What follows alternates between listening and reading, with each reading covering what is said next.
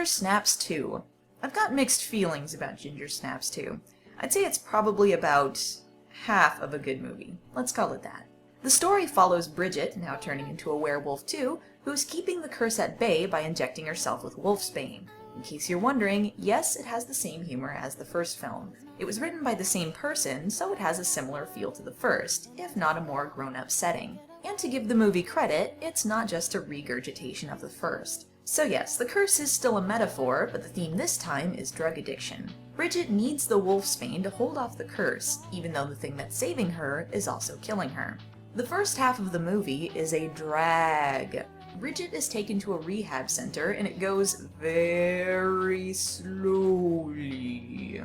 The drug metaphor is heavy-handed, and there's an extended masturbation scene that's a bit on the nose. She escapes the facility with a little girl named Ghost, and they hole up at her house for the remainder of the movie, and that's where things pick up a bit.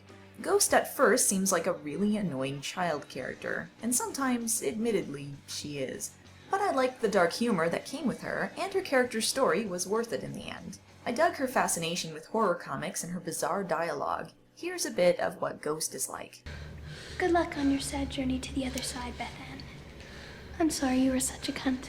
But just because I didn't like the first half doesn't mean there weren't parts worth watching. We do get to see more of Ginger herself, and it's sad to see Bridget as she tries to replace some of what she lost with Ghost. The cameo by Catherine Isabel doesn't add very much, and sometimes seems a bit tacked on, but it's enough to satisfy fans of the first movie. The effects are still well done and even improved upon the original. The werewolves are a little more traditional, but they look more like wolves.